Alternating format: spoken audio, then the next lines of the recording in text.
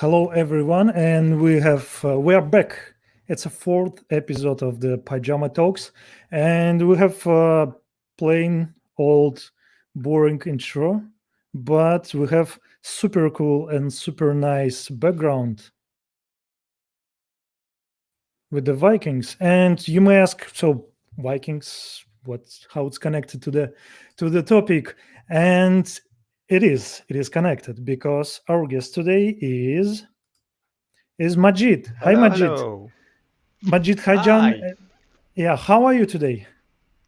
I'm very well actually today. Very good. Although it was a little bit stressful today, too much work, but I'm good Mm, now. I hope that we will relax in the next few 3 4 hours because, podcasts and streams they should be long, so to taste. Absolutely. Yeah, and Absolutely. as a short introduction, I would say that you're one of the few people that still have a personal website, and it looks like this. Yeah, yeah, because I think that websites they are not that popular anymore. And Oh, yeah, aren't they? well, come on, everyone have like Facebook, Mm, Twitter, and other social yeah. networks, and Oh, good point. yeah. Good point. What's the point to click on some website and go to? Of course, it's super nice, and these matrix buttons and letters they are super good, but Yes. Twitter. And about you, you are a professional software developer with years of developing and architecturing complex applications, and your passion is Flutter, PWA, and performance, right? Yes, that's true. And also let me just remove this. You an author of the books and courses, and the book is Progressive Web App with Angular. And I I know something about Angular a little bit, and it's Yes. what at least it was, and I believe it is really popular in Angular like circles. So Yes, it was. it was. So is it hard to write a book? Well, it is and it is not at the same time. It's interesting.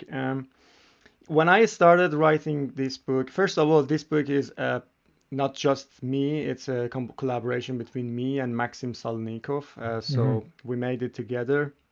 He So was if Maxim is seeing, Yeah, he was our first guest on this series. Hi, Max. yes, so if he's seeing me right now, hi Maxim.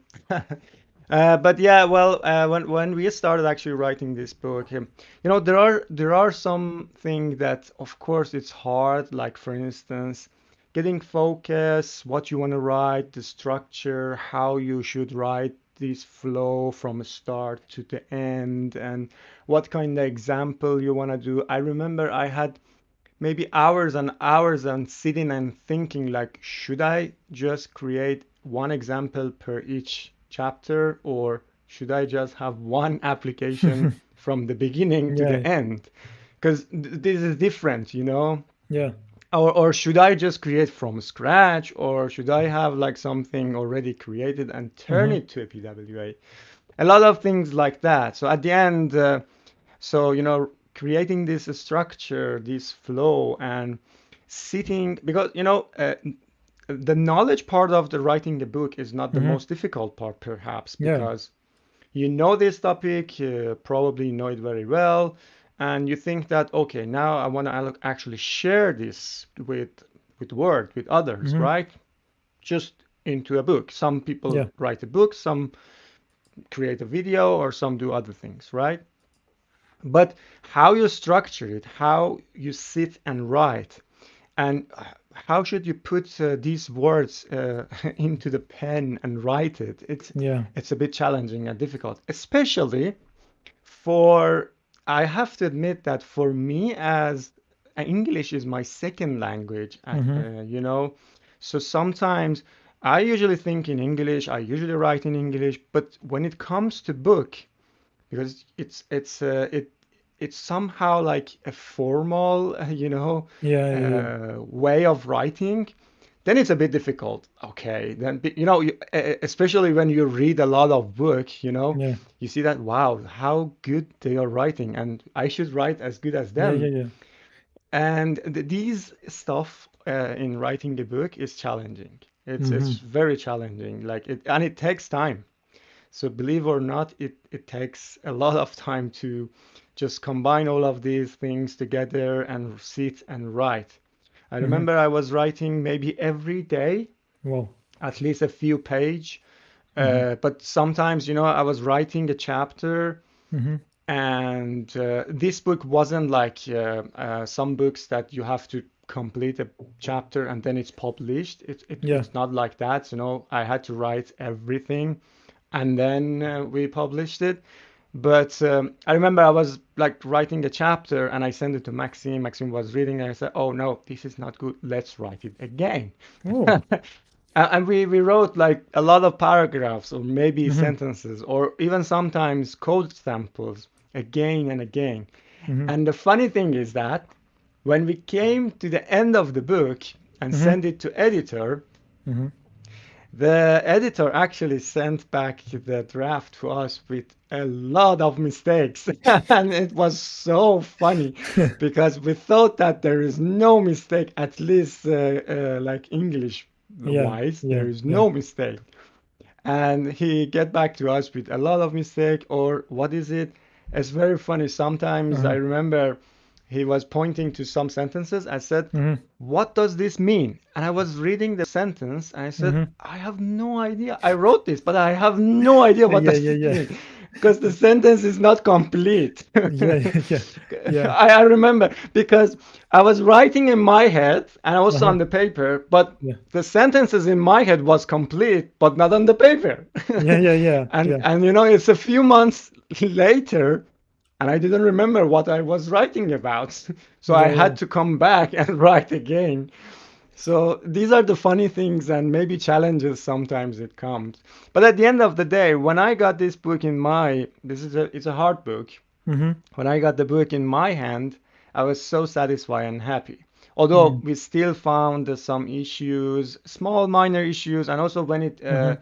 when it went online and people could buy it, many I really appreciate those who actually get back to me and send me some feedbacks.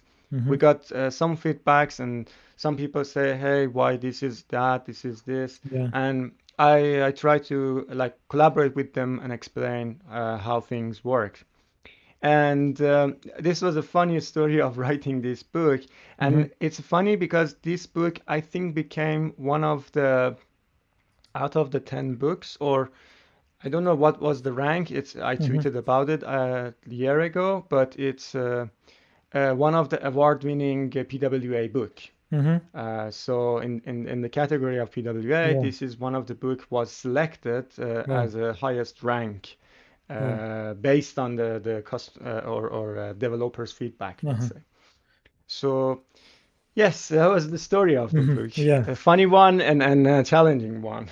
But I have one provocative topic and one provocative idea. Yeah. So, um, okay, but no offense, but maybe someone of the developers would say, "Hey, books in 2020, like no one reads the books because like what's the point? First of all, with the hardcovers, they became old when they published Yeah. because like everything is moving. And the second thing that no one has time to read a book because like everything is moving. You're just reading, I don't know, small chunks of information, not a whole book. What do you think about Yes. it? Uh, Actually, I have this talk or challenge with myself too, right? Hmm. Whenever I want to buy a book, let's say, even let's say a digital one, and Yeah. not just a a hard copy one. Hmm. So I still think, okay, should I or should I not? But this comes to, I think, a few different aspects. One of them is your personality. Like Hmm.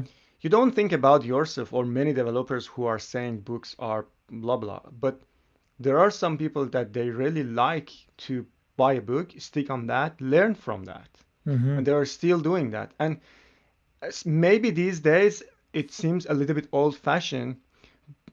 It is, maybe. But a funny thing is that sometimes you have some kind of like back to the like to history, or back to the to old previous way of learning, like what we call it nostalgia or something like Yeah, that. yeah, How did you learn like something 10 years ago, or 15 years ago, for instance? yeah. Or it was mostly book, right? Not many thing was digital, of course. Yeah, yeah, for sure. And sometimes, you feel that I have a Kindle, and I Uh-huh. read many books on Kindle, but I also have a lot of hard copy books. Those Mm-hmm. books that I feel like, oh, they're not gonna get old, or they always have something to tell you whenever Mm-hmm. you start reading them, right? Or at the end, when you buy a book, like the feeling of holding a book in your Yeah. hand, it's my opinion, when you get this book in your Mm-hmm. hand, you start reading that, the feeling is different. It Mm-hmm. seems like all the concentration comes to you, and you have to focus on these papers and sentences and continue on that. But when you have these digital electron or let's say digital tool to read Yeah, these yeah, electronic book, it's a bit different. You don't feel this paper. You don't feel these sentences writing on the paper, or you cannot. There are some, of course, mm-hmm. they resemble hard books, of course. I Yeah, don't deny that, but the feeling that you have from these hard books are different.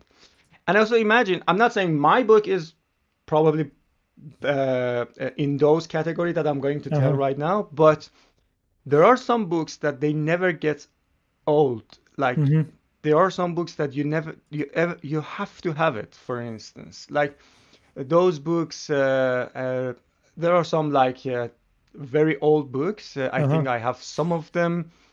Let's say books from Martin Floer, or books like Refactoring, or Yeah, yeah, books yeah. like enterprise architecture, Uh-huh. design patterns. Even nowadays, Yeah. after writing, maybe I don't know how long they have been written 30 this book, years, maybe even 20, if 30 yeah. years ago. Yeah, even This 40 still, years. if you yeah, exactly. If you read these books, still you find something new, something Yeah, interesting, and something that can teach you.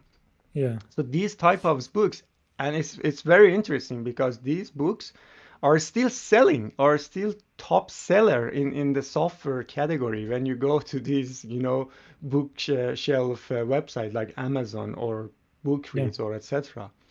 So as I said, yes, there is like a different feeling of Mm-hmm. writing the books or having the books. It's a bit different. So like, of course, the type of books that we write these days, like you said, we write it, and then actually my book is Mm-hmm. using Angular, I think 8. Uh-huh. At that point, it was the newest version, and now it's Angular 10, and there are a few new things that I can Yeah, add to the book. yeah, But there's no way to do it unless we republish it. yeah, So of for course sure. it's getting old. That's technology, especially these days, right? Genia, Mm-hmm. you see that technology is moving very fast. For sure. So Like, every day you come up, you wake up, you probably see a new article about something new, and yeah, probably which is very cool, and you want to try it. you yeah, know these things happen, but still I believe, we are talking about millions of developers.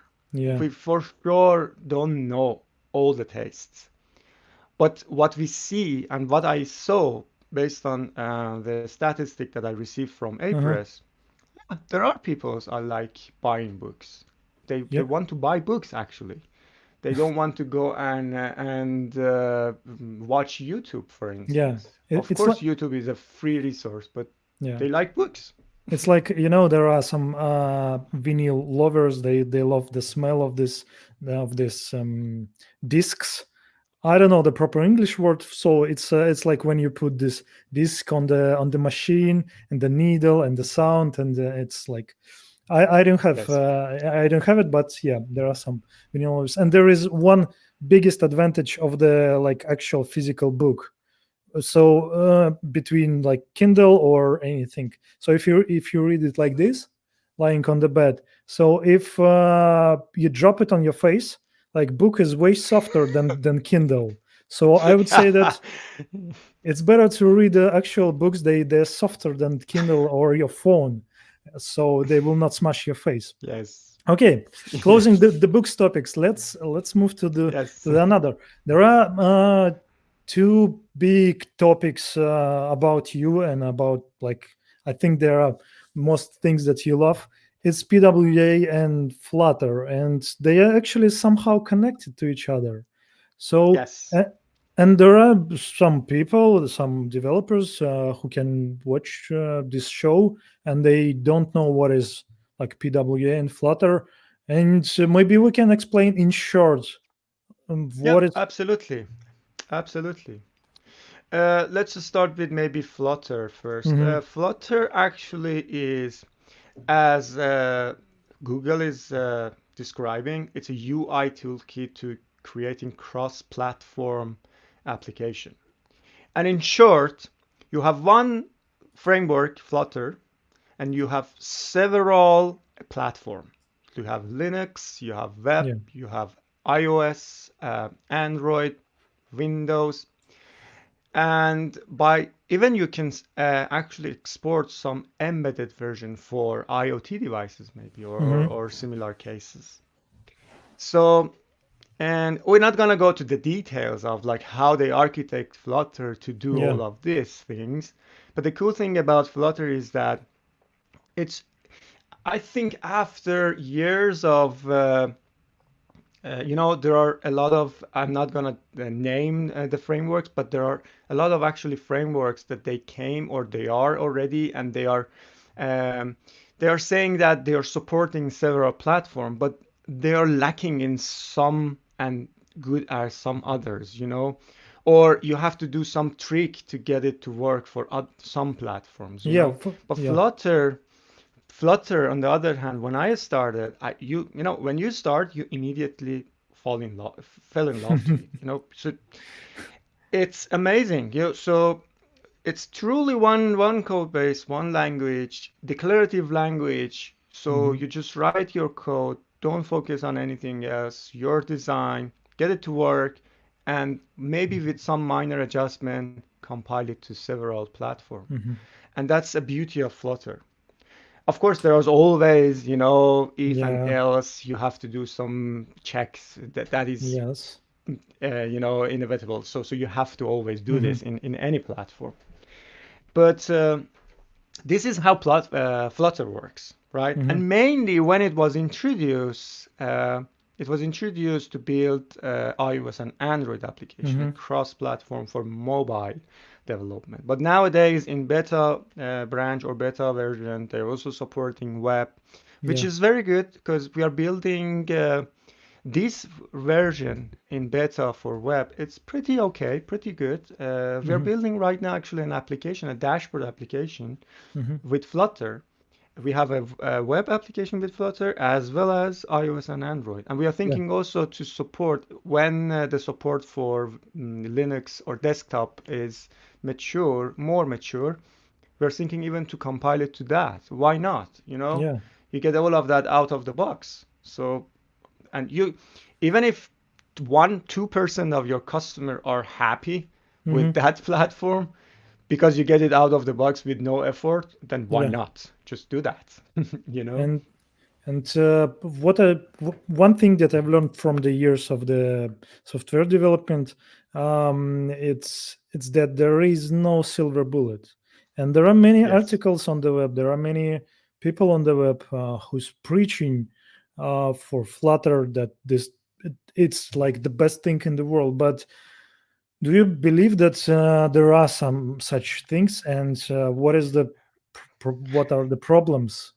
They should be Yeah. problems. You know, I bet you've read the programmatic programmer book.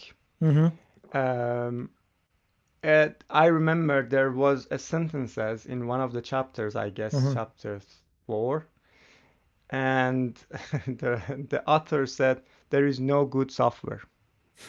So, Yeah, for and sure. that is true.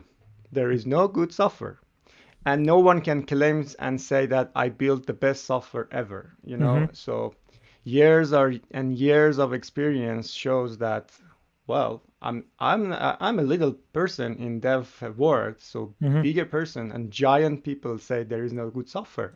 Yeah. So I think that's true. You're right. There is no silver bullet. There is no such a thing like, oh, this is the best ever Mm-hmm. things that happen to the world of development, and that's the only thing we should go for that. No, there's always cases that you may find different software or different framework suits your requirements better. Mm-hmm. And of course, you have to do that. And the only thing that I'm saying right now with Flutter is that Flutter opens a new way of development, which was not the case previously. So, Mm-hmm. or it wasn't as it is right now in Flutter. Like Yeah. we never had, or at least I don't know, we had any framework that is a one language and you're writing everything declarative and then you get web and iOS and everything else, you know? So you Mm-hmm. can reuse your Dart code across different platforms. So the thing is that right now, then you you have a requirement for Mm-hmm. doing your software, your application. You need to evaluate what you want to do. And Mm-hmm. once you're evaluating, you need to evaluate your software of choice, like if it's Flutter or any other software. Will it do what I want? Will it give it to me what I need for my company, myself, or for what the application I'm creating? Mm-hmm. If so, then go for it. It's good. So also, I always emphasized it that it's good that we have a variety of, or we have a diverse we have a diversity of frameworks, let's say. Yeah. We Yeah. have React Native, Native Script, etc., etc. Xamarin. Because they are competing each other, right? Mm-hmm. And they are always every day making themselves better.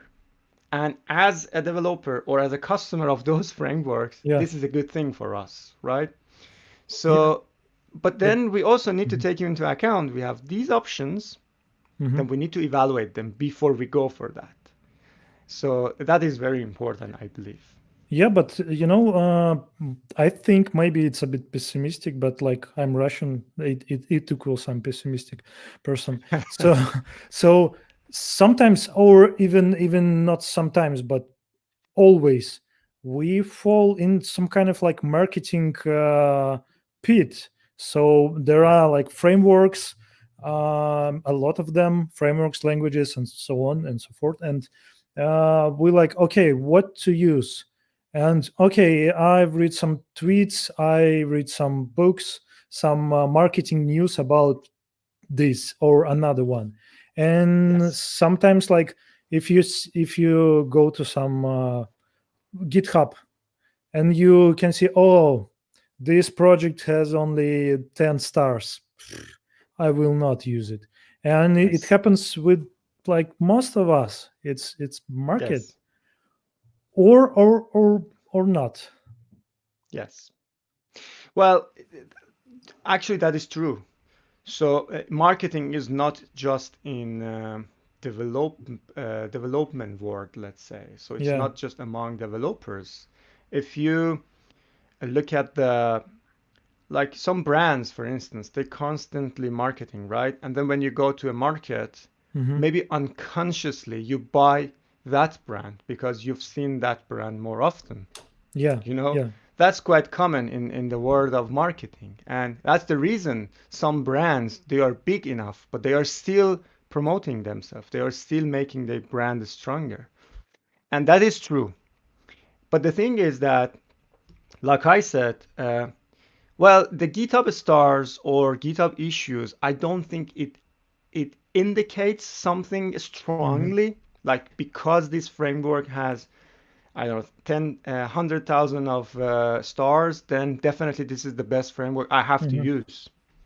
Well, no, but that's an indication of, okay, at least it's popular, and if I use it, Hmm. if I face some issues, I probably can find some answers because many people already used it Hmm. and they probably have or had the same problem that I will probably face in Yeah. the future, and I can search and find it. But again, that's not the only way you have to evaluate the software and you say, oh, let's go for Flutter because it has 100,000 stars and it's probably the fast growing framework Hmm. ever or something like that. And wherever you go, you see Flutter. Hmm. No, the best thing, to my opinion, is just get your hand dirty with the code and Hmm. Flutter. Do something with it. It's not just Flutter, it's all the other frameworks. By reading an article or following up the issues or GitHub stars or etc., Hmm. you don't get really the most out of those frameworks until you just open your code editor, Hmm. write some code, and see the result. And then you feel it. Of course, when you write, for instance, let's give an example. Yeah. When you read about Flutter, probably the most or the hottest things that you see is hot reload, right? Yeah. Yeah. Yeah. But you don't feel it until you write a code and immediately see the result. Hmm. That's what you have to experience. There are some similar cases for other frameworks, Yeah. not as the same hot reload thingy, but there are similar things. Hmm. But you have to try all of them and feel them. I understand that sometimes, it takes time. It takes time to like give it a try, all of the different framework and figure out which one is the best. Hmm. It takes time, of course, but if you are starting a project that you want to invest on it years and Yeah. Yeah. years, then you need to spend some time. You Yeah. need to spend maybe a few hours to evaluate some framework. You cannot just choose. Let's talk about some let let's say front-end frameworks. Yeah. I just want to use React because React dominated the market. Well, it's Okay, not. Yeah, but it's not that true these days, but yeah. yeah, yeah, exactly. That's what I want to say Yeah. because you may heard that it's dominated, but you don't Yeah. know. You don't know. Maybe other frameworks are better. Yeah. maybe the statistic that you are seeing or the marketing team of those frameworks or software or Yeah. companies are showing it's not exactly the truth. They just manipulate that to show. Yeah. I'm not saying they are saying they're saying lie. They Uh-huh. are lying. No, Uh-huh. but it is quite common in marketing. That you manipulate in a way that you convey a message to your customer in a different way, and they Yeah. believe that. It reminds me of a story when I wanted to buy a new car, and like I don't know, I was young and I liked Skoda. It may not sound impressive, but back in the days, Yes. I I didn't have money for expensive car, but I liked Skoda, and but I never tried it because like hey, I just love the brand and some marketing. Yes. But first time I tried it, Skoda Octavia, new one. Oh, it was awful. It was shittiest car in the world. I'm like, okay, my childhood dream just ruined it. Yeah, yeah. I think you know what this is. Hey Google, if you listen, you have to hire not only developer advocates who is actually preaching for a framework, but developer, how to say, devils. Uh, I don't know. What, Devils. what is the opposite to advocate? Maybe some, Well, maybe devils. Yes, you're right. yeah, devils. Like, okay, this framework actually is the shittiest framework in the world, and that's why. And it will give like diverse opinions on the framework, not Yeah, only, yeah. yeah. So Yeah, Google, yeah, yeah. Microsoft, It's like, it's like you're hiring a good hackers, which yeah, is yeah, finding holes in your software, and then you can improve that holes. I totally agree. would you like to work as that? Like you always would be like challenging developers and teams for, hey, no, this release is shitty, unfortunately. Yeah, it is. Yeah, I think it You're requires right. some special mindset. Okay, so Exactly. Flutter, yeah, so Flutter is great, but you also a big fan of PWA. In the first episode, Yeah. we spoke with Maxim, and he's also a big fan of the PWA. Oh, obviously, Yes. isn't it the same solution for the same problem? You're doing something to cover all the platforms. Um, okay, let's not exactly. What is PWA? When we say progressive web apps, what does that mean? If I we don't know. Yeah, actually I want to explain this right now. To my opinion, a PWA is just about improving your, boosting your user experience, let's say, Hmm. in a different way. And especially when you make your web application to be as close as possible to a native application. Hmm. And why actually I like also developing at the same time with Flutter and building iOS and Android app and also doing PWA. And it's very funny because I speak quite a lot, you know, Yeah, yeah, yeah. Genia, and people sometimes ask me, I don't understand. You're talking about web and making that offline, and then at the same time you say, okay, this is Flutter and you can create Android and iOS, and Yeah. that doesn't make sense. I said it makes sense actually. You know why? First of all, don't forget that there's still a wide or vast majority of people that are using iOS and Android app. You cannot ignore that. And people may still think that these are the best solution for their software. You cannot ignore that. Yeah. But when you are doing this software, you are doing iOS and Android, then you get a feeling of what does that mean when we say native like app, Hmm. what does that mean when we say 60 FPS? Let me give you an example. It's very funny because PW is also about this, right? We are improving our application because we want to deliver a very reliable and usable application, web application to Yeah. our customer that resembles native app like. And one of those features is truly shipping an app that works with 60 FPS, Hmm. right? Yeah. And what does that mean when we say 60 FPS? That means on the web, or not even the web, even other application, Hmm. when your screen of customer is, let's say 60 hertz, you have around 60 millisecond Uh-huh. to put a frame and show it. Yeah. So Yeah. if something here, if you lag here, if 16 millisecond takes 25 millisecond, then you have a Yeah. janky frame and user feel it. Yeah. To make this to work, you need to do a lot of optimization. You need to use a lot of features. You need to bring a lot of cool new features of the browsers or APIs to Hmm. your application, to web application. And when you actually develop with a mobile, let's say iOS and Android, a Hmm. few things regarding this performance stuff, let's say, are Hmm. already kind of natively implemented. And so you benefit from that out of the box, for instance. And one of the things maybe it's not just performance, it's about loading your data or application when there is also no connectivity, right? Being Yeah. offline. Yeah.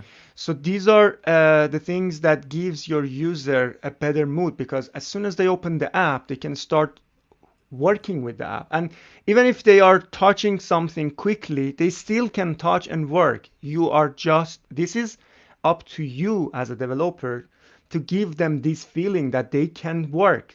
There is nothing in the application that block them, you know? Yeah, And this but is all yeah. about PWA. Yeah, but Yes, please go ahead. you're talking about native applications and like somehow opposite them to PWA, but PWA is kind of like mocking native applications. But the Yes. biggest problem, I think, it's UI. It's not the same. A friend of mine, he worked in some company with some product, whatever. I don't remember for sure. And they released some PWA application, or it was Xamarin. Doesn't matter. It was not native, which Yes. kind of like pretend to be native, and customers were complaining about scroll. It was unnatural. It was the density and velocity was not the same, and Yes. and and the same like we uh, as you saying, like PWA it trying to bring native things to the web, but they are not the same in user experience. Yes. Uh, they may not be the same, but by spending a little bit time and luckily by new APIs, new features in the web, on the web, let's say, and in the browsers, so you may create those feelings as well. So when Hmm. you say scroll, of course, it may not sound as smooth as native, but Hmm. of course, that's the reason you are doing a PWA because you need to sit and spend some time and figure out like, and also there might be some solution already figured out by some smart people, you know, Yeah. just use that and give this feeling to your customer. Hmm. So the thing is that when we are doing web, at least my experience shows that we don't pay attention too much to these user experience. We Hmm. ship a lot of JavaScript. We ship high quality pictures without lazy loading. Hmm. We block UI and we don't leverage other possibility in the browsers. Hmm. We don't push off all the hard work to workers thread. We don't use this worker thread Hmm. because when you start probably when you start working with web workers, for instance, the post Yeah. messaging system, it's getting a little bit tedious or hard to work or hard to manage. But these days there are good solutions for that too. For instance, Comlink, a library Yeah. to wrap the post messaging API into a promise-based API, which is a Hmm. cool library. So you can use that and benefit from the same API that you are familiar and hold off some of these hard work to workers. And when you say scroll is not as same as that, that is exactly what we are when we are talking about 60 FPS, right? Yeah. There Yeah. might be some problems that the 16-second time. Let me tell you also this. I Uh-huh. just came to my mind. 16 milliseconds is when your device or screen Hmm. hertz is 60. But Yeah. when you have 99, when you have 120, when you have 144 hertz, Yeah. then you have less and less and less time because you want to put more and more frame into shorter time. Yeah. So like maybe in 90 hertz, you have around 8 seconds, 8 milliseconds. Yeah. So this see the time is automatically shrinking down, and you need to think about it. So if your application was smooth in a Hmm. 60 hertz and it was 60 FPS, but then suddenly in 120 hertz, it's not smooth anymore. Yeah. Yeah. And you need to think about this. You need to check. You need to find out what we can do. You need to test, most importantly. Hmm. You need to test on different device. You need to test on different screens, especially mobile screens. Yeah. Re- Also, keep in mind, still half of the world are not online, I believe, For sure. And and not. half of the Yeah. world are online. And And every day, go ahead. more than half of the world they don't have iPhone or decent Yes, smartphone. exactly. So if you look at the statistic, maybe iPhone is, I don't know, 20% of the market, Hmm. or maybe even in Western countries, not just even those countries that Android is more popular. Yeah. Yeah.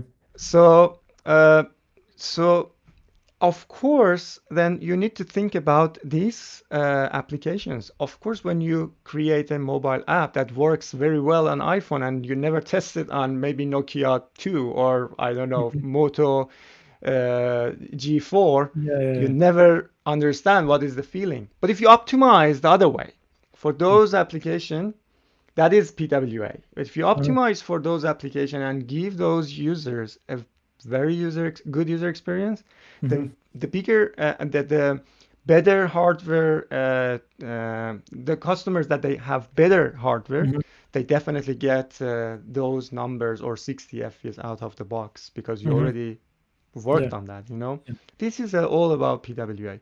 You know, nothing is free. You for have to sure. work hard for that Yeah. to get it. So if you want 60 FPS, you need to find a way to do that. Mhm, And luckily, these days in the browsers, at least green browser, let's say, we have too many of these APIs available mhm, to us to work with that. Still a lot to, do, still a lot to improve. But mhm, imagine you have these APIs out of the box in the mhm. browsers, your customers' browsers, and why not just implement and give your user better user experience? Yeah. So they can simply for free use it. Just do that. So that's all about PWA. And it leads to the next provocative question. And by the way, if you have any opinion on that, and I think there are some developers watching this live. So back in the days, and you are experienced developers. So when you started developing, when you became a programmer, like in like Um, how many years ago? I I wrote my first code when I had a Commodore 64. Hmm. I think it was when I around 15 or maybe more. I don't remember exactly. My first computer ever was a Commodore. Do you know Commodore? Yeah, It was yeah, just a keyboard and a tape, yeah, and it yeah, was very funny. yeah, I wrote my very first code at that time. Of course, a few years after that, I got a 486 computer, which yeah. I Hmm. remember it was like a horizontal Uh-huh, case and monitor on top, and uh-huh. I think I had I don't know, like 128 megabyte RAM or Oh, something. I was so excited about yeah, that yeah, yeah, when I got yeah, this computer, yeah. and um, and So then I continued. yeah, to have more and more. I started from I Yes. think ZX Spectrum. I don't know. I don't know. Was it popular in other countries? But in Russia, it was. So, and my question is, back in the days, the development and actually to become a developer, it was easier, even though we didn't had any like sources, not so many sources at least, like internet or whatever. But right now there are so many things happening. For instance, many people in chats, they asking, okay, I'm totally new to everything. Should I start from Flutter, or should I start from web, or should I start from what? And what do you think? Is it harder these days to actually learn? So it may be a sound a bit ridiculous because there are so many courses, sources, Yeah. Stack Overflow and Twitter and so on. But how to understand what is happening? Yeah, you're definitely right. So time to time when I create a talk or like a workshop or something, I'm thinking like, if I were these girls or guys, what Mhm. would I do? You know, if I think right now I want to start development, I think I get confused immediately. Yeah. If you come online and search, I want to become a programmer, what should I do? And then you suddenly see DevOps, front end, back end, do this, mobile, etc. And I personally think, although there is a downside to this, too many resources, and also Mhm. there is advantages. Of Yeah. the advantages is that you can easily find something and go and learn it. My personal opinion on learning is that do not hesitate to learn. Do Mm-hmm. not think what you want to learn. Okay, an overview of development like backend, frontend, app development, and etc. It's important, because you may find what is your taste. Do you Mm-hmm. like to see, do you like to more work on front end stuff like the Mm-hmm. end user thing, screen or like page or etc. Or do you want to more working on backend and providing data to this front end? Or do you don't want any of this? You just want to work on something else, or you want to be a DevOps? Knowing a little bit about these different topics is beneficial, Yeah. but then too much time spending on that, I think it's not good. It doesn't matter what to start. If you're Mm-hmm. starting with Python today and everywhere is Python, if you're starting with Flutter today because everyone is talking about Flutter, Yeah. still it's good because you don't know anything. You're coming to development, you're Mm-hmm. becoming a developer, you're learning a language, and it makes it easier later for you to learn another language. Yeah.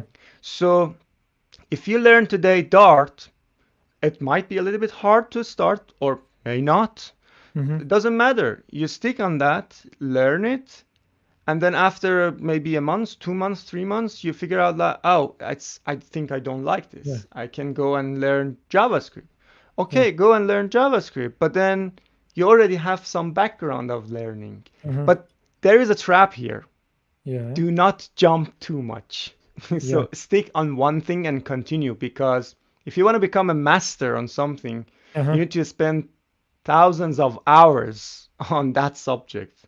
Yeah. You cannot become a master of JavaScript without spending thousands of hours writing JavaScript code or Dart code or something like that, you know? It The, is important that you spend some adequate time to something that you started already, mm-hmm. right? So it's very crucial to my opinion. Yeah. So in short, yes, just go Yeah, ahead. yeah, okay. So I just wanted to say that there is a theory that that you need to spend 10,000 hours Yes, on something to know it.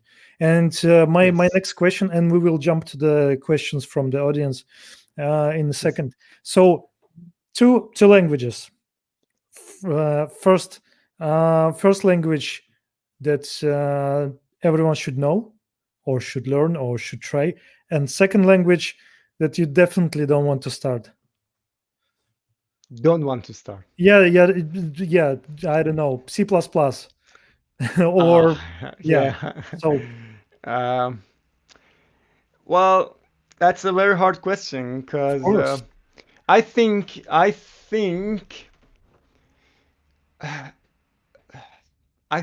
many people maybe argue this, but I think for those who are coming to development world, they should start perhaps with JavaScript because it's a very loose and easy to learn language. for sure. And there's also a downside to that because if you get Yeah, used to JavaScript, then learning other languages might be a little bit difficult. yeah, But at least it gives you some enjoyment of mhm, development. You know, you don't deal with many things. Even if you open your browser in the yeah, console, you can write some JavaScript and you yeah, see the result immediately. yeah, And that is what is, I think, very important when you get started.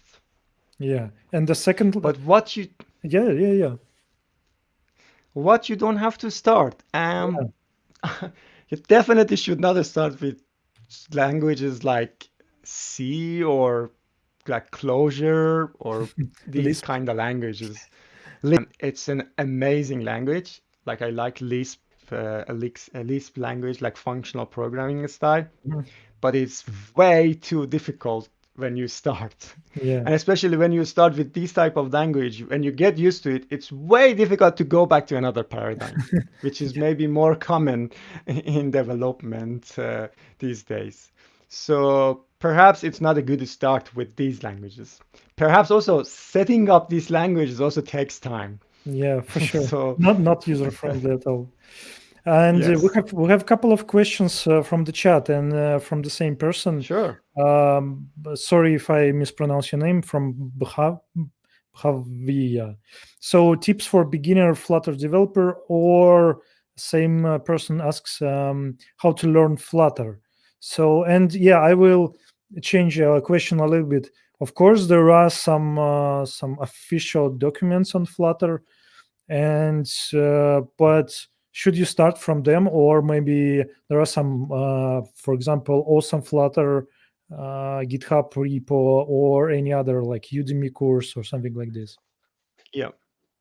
Well, I think it depends on how much experience you have with programming. So then I can answer this. Like if you are a programmer and you know other programming or you've done some programming already, perhaps you can start with official repo or get it started and see some sample codes and examples, how to do this, how to do that. And you perhaps get the idea of how you can develop with Flutter. But if especially if you have done no iOS Android development previously, it's a good idea to start maybe with a tutorial or a course, maybe on Udemy or something. I think Flutter team already has an official one, like not an official one, the one that they support. Um, Mhm, so, and it's already also on the website on flutter.dev. You can find mhm, the link to the course, I believe. So you can start with that course. It's about, if I'm not mistaken, 10 or 12 hours something course tutorial when you can go through many things and you learn, the basic of Flutter. Perhaps mhm. this is also a good start, which is supported by Flutter team as well. But again, if you are a person who likes to go with books, then I also Yeah. recommend some books. I, But you I have to spend more time perhaps. Yeah, yeah. I think one advice from me, to learn, like, it's actually not about Flutter, but about everything.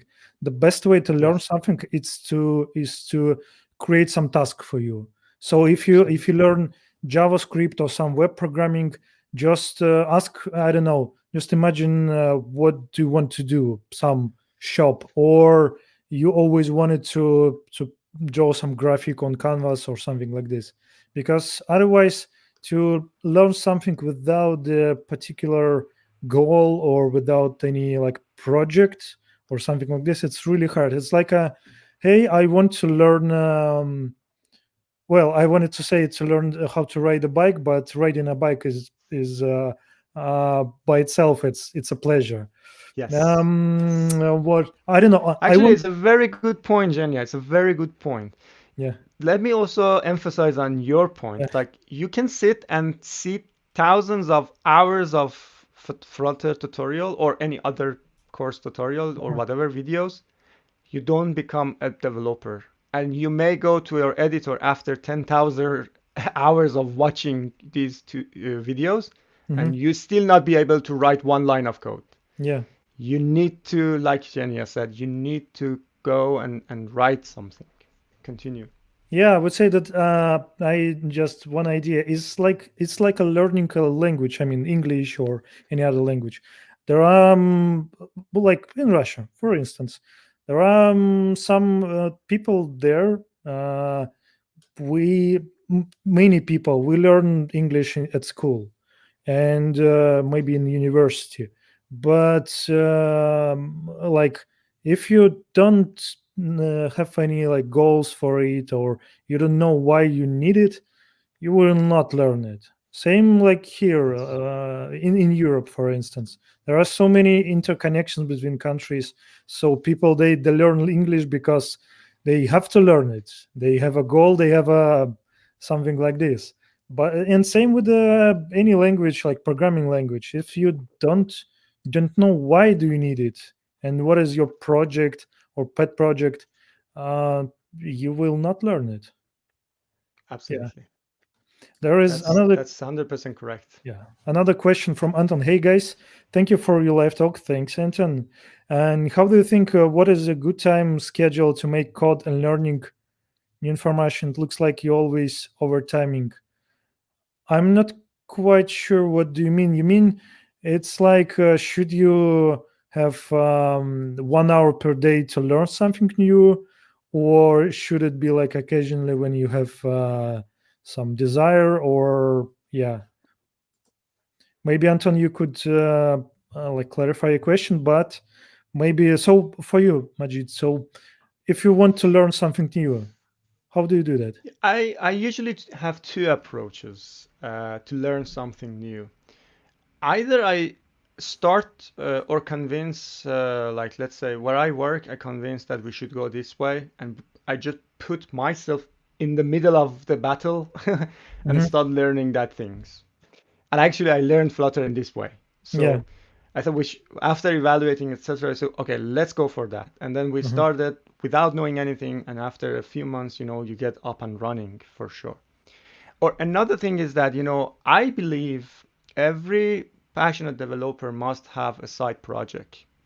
You should Hmm. do something. It doesn't like, okay, if you don't have time, that's understandable. So time is limited, of course. Everyone has a limited time. But like 1 hour a week or 2 hours a week or something like that, it's definitely possible to just block your calendar and say, I want to sit and do this project. Hmm. Have an idea of doing something.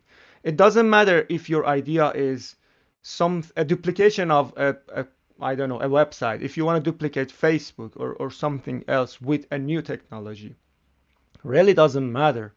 Uh, you need to have something always to train your mind that you are constantly learning something and you are always open to learn new stuff. Hmm. That is, I guess, very important. And when to schedule it, I think that's very, very personal things. So you may have daily free time, you may have weekly, but I bet you can find at least a couple of hours each week, or even if you don't have time for, like you have a family, kids, or etc., you can ask your employer, like, can I spend 30 minutes every day to just learn this? Because at the end of the day, it may also bring these benefits to a company. And I bet they will agree. So it's just a matter of how you negotiate this, to Yeah. get this time from your employer. Yeah. And And about that's yeah. usually what I do. And about side projects and like that you should have desire to do them. One guy did this website, made this website. It's a fart language.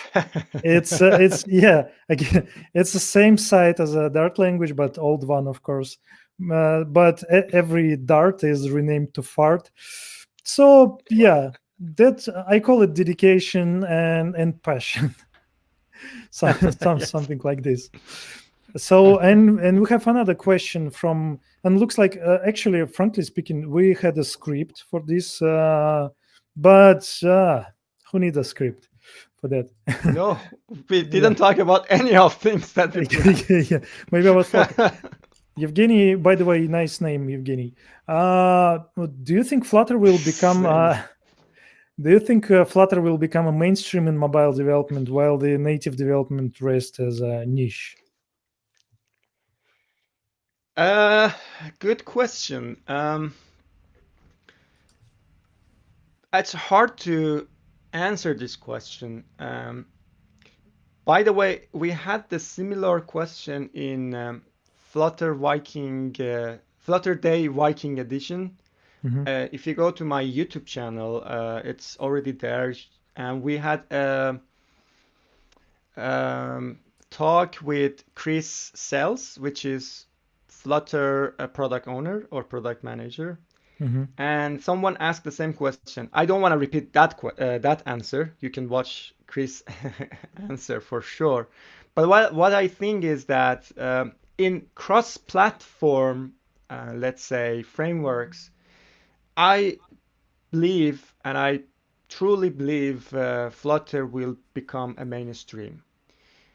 It may not become a mainstream for native development like Swift or let's say Kotlin developer for Android and iOS, but for cross-platform and a lot of small companies to medium companies, even some big companies, they will come back to this solution because not many. I don't know the. I don't have the statistic, but I bet majority of the apps in App Store and Google Plays, they don't need to have like a. They don't need to be written in native, let's say, code. So they can easily be converted to a Flutter, and then you reduce the risk of having two teams, two code base, not syncing app, several different, different versions, and a lot of other things. So you reduce that, and a lot of companies like this idea, and they go for this idea. Hmm. That's my personal opinion on Flutter. Hmm. Yeah, I And agree. Flutter, by the way, Flutter will not go away as per Chris says. So it will not go away for a long time, pretty Yeah. sure. But by the way, recently Adobe announced that they shutting down support for PhoneGap. So Yeah. yeah, just it's not connected at all. Another question, but we will not. I think it's what is MVVM. First of all, of course, you can Google it. Uh, it was rude, but still, come on, it's thing that's easily Googleable. But about the architectures, I would recommend to visit this Brian Egan GitHub. He is a really famous guy in Flutter. He did a lot of things for Flutter community, and he Yes. he and the community, of course, maintaining this uh, architecture to do MVC project where you can find architectures for like Flutter for many things, Redux, MVI, MVC, MobX, and so on and so on. So definitely worth to visit and check this out. So actually, we're already running for 1 hour. That's a lot. There is Yes. there are some researches that people can pay attention only for 30 minutes, and after that they will just become a couch potato and some vegetable. Yeah. So maybe we can, of course, we cannot cover everything, unfortunately. And by the way, you can ask your Yes. questions in chat. But there is one thing that I'm always passionate, and it is always interesting for me. Uh, the cultural differences and the differences between different countries, and maybe we can talk about that, not about the programming, about development on the other side. So Yeah. uh, you are in Norway. it's Yes. it's cold, unpleasant, and well, I don't know, maybe Come on, it's not that cold. okay, what is the coldest weather, what is the coldest lowest temperature? it, when we are talking about Norway, we are talking about a country that the height of the country is as long as the width of the Europe. Uh-huh. It's that long. Uh-huh. So when we are talking about Norway, we should specifically talk about different part of it, like because west of Norway, south of Norway, north of Norway, and where I am, east of Norway in Oslo, the weather is they are different significantly. Like Uh-huh. significant. Like in south of Norway, you may even not see snow. But in north of Norway, you have 9 months snow. Yeah. Yeah. And you have 6 months night, 6 months, for instance, day in north, but very north, like Uh-huh. from Oslo, I have to take 2 hours and a half like flight to get there. Wow. And it's not that easy to talk about Norway. And when we say cold, of course it's cold there because it's north, Yeah. towards the north. But it has this several seasons as well. It has 4 seasons for sure, but some seasons are shorter. Yeah. I Like see. summer is 2 months. I see. Okay. Another question is about looks like, and you like half of our shows were with people from Norway. It means that developers community is really active in Norway, and there are so many conferences, not like NG Vikings, a lot of meetups in Oslo. So, uh, is it somehow connected? I think that's the okay. I will. Sorry, it's a late evening, and okay. My question is: are they a lot of developer communities in Norway, and why? Because there are some countries with, I would not say like zero communities, but they are not so active. Yeah. Um, there are enough communities, I guess, Hmm. yes, and we may even have more community. I always welcome, people who wants to have some community here. I can also, by the way, help if someone needs my help with some experience in the community here. But why they are active? I think Norwegian developers are quite passionate about what they are doing, and they are so curious about new technology and etc. They are most of the time on top of the edge. They are, Hmm. they are just playing with edge technologies, running them. They are not afraid of doing these kind of stuff. They're not afraid Hmm. of like being bankrupt or something like that, Hmm. So that's why I think a community here, at least in Oslo, is quite active. Although we were hit very badly with the COVID. Corona situation. Uh-huh. And I think every other countries Yeah, actually they did yeah. the same. But that's I think one of the most reasons. And some communities are more active than others. Like maybe Hmm. in different countries is the same. Like we have some communities that because the number of developers are more, then of course Yeah, that community is more active. yeah, And some communities have very passionate developer. And my example, me and Maxime both are from Norway, right? yeah. Maxime is a very passionate developer and very passionate leader. And this passion actually brings those developers, Mm, and gather them. yeah, So some communities are like that. So that's why maybe in some countries we are lacking of having these passionate yeah, people yeah, or yeah, or good leaders to gather people together. yeah. It's like keeping the torch and running with the torch, Yes, and yeah, people will follow you. Okay, exactly. one of the, yeah, because we already 1 hour 7 minutes online. Oof. I don't believe it's 1 hour and 7 minutes. It's Yeah. like 10 minutes we're just talking, right? One question from Anton. I've watched a video about Flutter architectures, block, Redux, MobX. What is your suggestion about this or other? I think it's the most popular It's very question. popular question. It is very popular question. And the short answer is give it a try and see which one you like. And that's the short answer. And because at the end of the day, they are solving the same problem in a different way. Hmm. And it's very important you realize which pattern you like the most, especially you and your team. Because Yeah, sometimes there are some benefits in having one of them on the others, and maybe vice versa.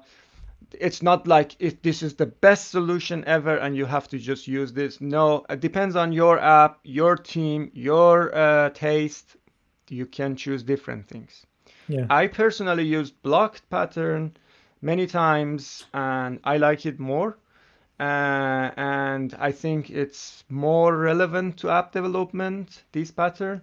But I don't have a strong opinion. Maybe in the next application, when I evaluate my application, I figure out that, oh, I think I have to go for MobX. yeah, And MobX is better architecture for this pattern, for this application. yeah, So, but in short, give it a try. It just takes 30 minutes to give it a try, all of them, and just compare one by one. There are already examples of all of them, yeah, same examples. So you just go and check and see which one you like more and which one gives you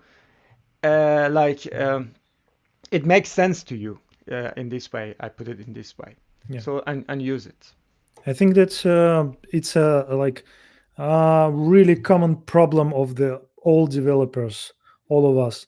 is that we overestimate life of the application, because like we think, okay, Exactly. I have to choose the perfect architecture for my application because I will build Yes. an application which will be on the market for years, for centuries. But it's not Yes. true. You will No. rewrite your application next month. It doesn't matter which architecture will you use. I mean, before even you finish your application, you Yeah. may refactor to something else. So don't spend too much time on figuring these things Yeah. out. So I think you should choose architecture that you like, and what this architecture should be easily somehow like replaceable if it's possible. Not always, but still, you can. Yeah, you can Yes. watch. You can watch Majid's talk about DDD, domain-driven development, and I think this Yes. more important than choosing like this low-level Redux or not Exactly. Redux. Yeah. Yeah. Exactly. Exactly. And we have another question from Evgeny. By the way, Evgeny, nice name. Rephrasing my first question, assuming Flutter is number one in the I cannot talk, in cross-platform tools, and it is actually. Do you believe that cross-platform development will take a main place in mobile development? Uh, I believe yes. Uh, I believe yes. And the main reason is that when it comes to business and running a business, these days, coming to the market, it's as fast as possible. It's a challenge and it's very important. And not many companies have this luxury of having too many developers to just sit and doing different platform, Hmm. development. That costs for that company. When they find a good solution to develop their application in one platform and having maybe even the web developer becoming a mobile developer and doing all of these things, why not? They will come to this platform, they will develop with that, and they will ship and go to market as fast as possible because that is crucially important for businesses. You have to get to market to make money.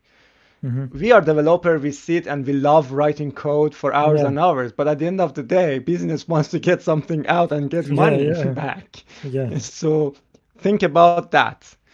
And I believe it will become a mainstream, at least for a while, until we see maybe a better solution after years and years. yeah. Totally agree, because like maybe we are as a developers, we live in the world of unicorns and like pink Yeah, butterflies and other stuff where money they grow on the trees. But yeah, actually yeah, and for many developers it's true, because you if you are a good developer, you can sit in your comfortable chair with three, four monitors. You just write a code and you don't care, and you have money on your bank account every month. exactly. But actually, like it's a good skill or good property even for developers to understand that business is not paying you for writing the code. Most of the if it is true for you that you are coder, you're not a developer. Sorry, but yeah, maybe it's harsh, but actually, business paying you, so you bring your expertise and your skills to help business to grow and to have new money, new Exactly. market. Yeah, so it's a capitalistic world. So what can you Yeah. do? Okay, and we're running out of time because yeah. So question about Norway, and you know that you are totally an early bird. So is it Yes. common for Norwegian people to wake up that early? Yeah, well, 7 a.m. Come on, man. It's not that early in Norway. 7 So it's a.m. very Come on. common. It's not that early. So in Norway, usually you see most of the employees come to work around 8 or by most 9. Like 8 Mhm. at work, it's like a lot of people already there. Mm-hmm. So, and they usually leave the work maybe around 3 to 4. Mm-hmm. So they started earlier and they leave earlier. Um, and so yeah, that's quite common. You see it quite often here. But about myself personally, I actually tried both being a night owl and early bird. Mm-hmm. So I just wanted to see which one works for me better. Mm-hmm. And I suggest also you have to also follow this. You don't have to just stick on, when you read books and you said, okay, all the successful people around the world, they wake Yeah. up every day 5 a.m. Mm-hmm. or 4 a.m. That's not gonna work for everyone for sure. Different bodies, different biologies have different, taste or they need different things. So you need to test it and see which one works for you. I tried and I figured out when I wake up early in the morning, maybe 5:30 Mm-hmm. to 6, then I am way more productive in the first 3 hours and I can do quite a lot of stuff and get a lot of things done compared to just staying awake during the night. Mm-hmm. So, and I follow this pattern. So I think I sleep earlier and I wake up earlier. So that's very, very common. And I like it. What I like about early in the morning is that maybe it also applies to night is that it's so quiet.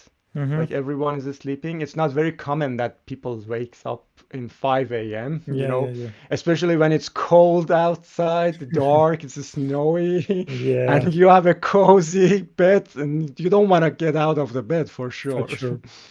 But but when you do that, then when everyone is sleeping, then you have a very quiet environment, peaceful, relaxed, nothing in your mind. You're fresh.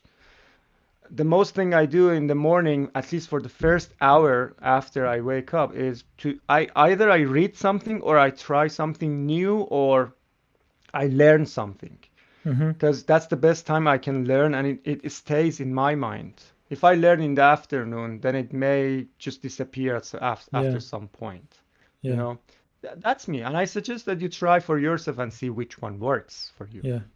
I agree about reading and or beginning the day from something. I have one system I use Todoist application to have a list of something that I need to do, and I have labels for every task, and with the high energy, low energy, or like no energy. So high Yeah, energy is to read something new or some like things that you should think about. So yeah, I prefer to start my day from them, because if I okay, I have a task to create a new talk for the conference. If I yeah, just try to think about it in the evening, it makes no sense. At the evening, I have zero energy, like yeah, brain energy. exactly, Yeah. exactly. Okay, we're here alive for a while, and I think we need to somehow to have it useful for the audience, at least at the Yes. end. Maybe we should somehow summarize everything that we talked before. And I think that because you're an expert in Flutter and PWA and technical things, and we will talk about soft skills in the next episode with you. Sure. Yeah, because we have so many topics to discuss about soft skills. Um, Yes. but yeah, life is life.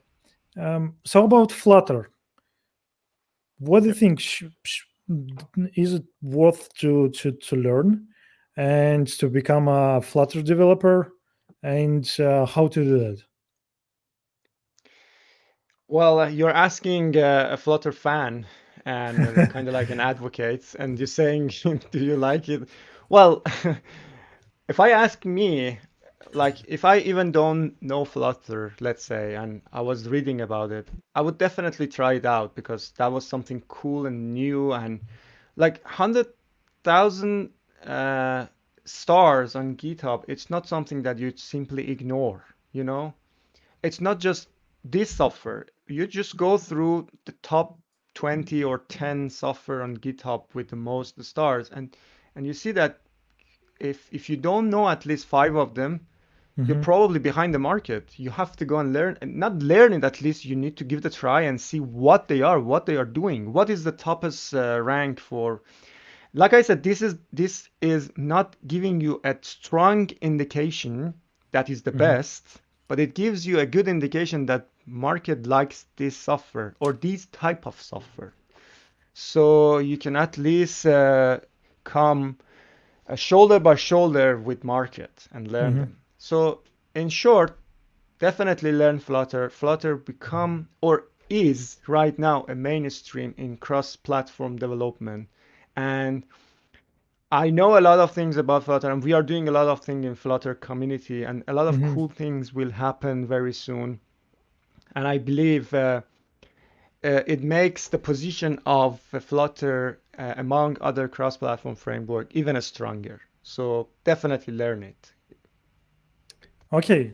Uh, yeah, it was an opinion of Flutter fanboy, Yes.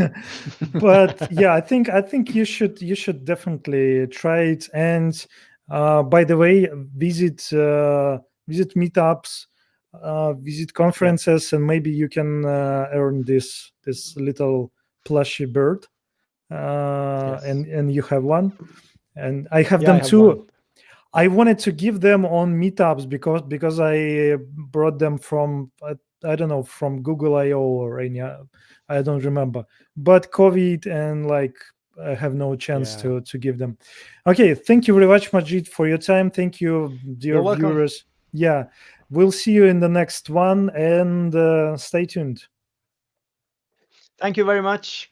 See you.